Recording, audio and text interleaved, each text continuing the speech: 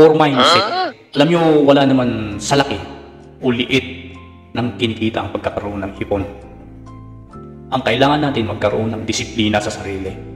Huwag matakaw, huwag sumabay sa uso, i-apply ang daily gratification, at higit sa lahat, unahin tulungan ang sarili. Dahil hindi ka rin makakatulong sa iba, i-equip mo muna yung sarili. No? Kasi hindi ka rin makakatulong sa iba kung hindi ka equip. Di ba? Kung ikaw mismo hindi ka equip, no, paano ka makakatulong sa iba? Kadalasan kasi ganito yung mindset natin mga Pilipino. Hindi ako makakapag-ipon kasi mahirap lang kami. Which is mali. Balikan mo palagi yung mga pangarap mo sa buhay, sa pamilya mo, sa mga anak mo. Lalo na kung nakikita mo yung mga anak mo na may gustong hingiin sa'yo tapos hindi mo maibigay. Di ba? Masakit sa kalooban natin ng mga magulang. Pero accept the fact dahil yan ang reality ng nakararami.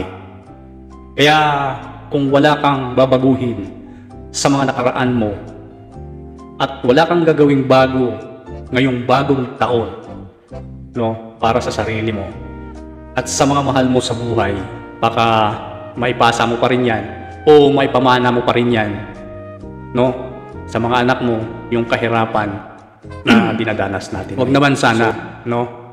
So yung kahirapan, sana atin na lang yon. Sa atin na lang yon. Huwag na nating iiwan doon sa mga anak natin. Siguro naman ayaw natin yan. Kaya ano pa ang inaantay mo? Pag-aralan natin about financial literacy. Mag-take ka ng action, no? Ngayon, kung hindi ka pa nakakapag-enroll sa ING, no, sa isang community na nagtuturo about financial literacy, gumawa ka na ng hakbang, aralin mo. Dahil wala namang mawawala sa iyo kung mag-attend ka or susubukan mo yung mga bagay na sinasabi namin dito, na tinuturo namin dito. Ngayon ito, so ginagawa namin, no, para ma-share din namin sa iba yung knowledge namin o yung mga natutunan namin.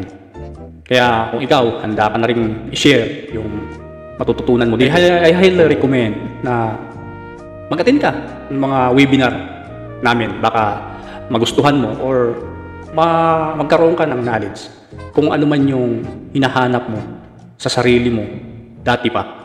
So ito na yung pagkakataon mo na para makapag-ipon ka, makapag-invest ka, at higit sa lahat, magkaroon ka ng sarili mong negosyo. Magkaroon ka ng sarili mong negosyo sa financial industry.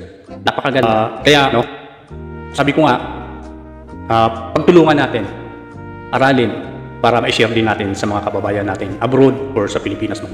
So ano pag hinihintay mo, just message me now or mag-iwan ka ng comment sa video na to. I want to learn more. So para mabigyan kita ng access sa mga webinar namin.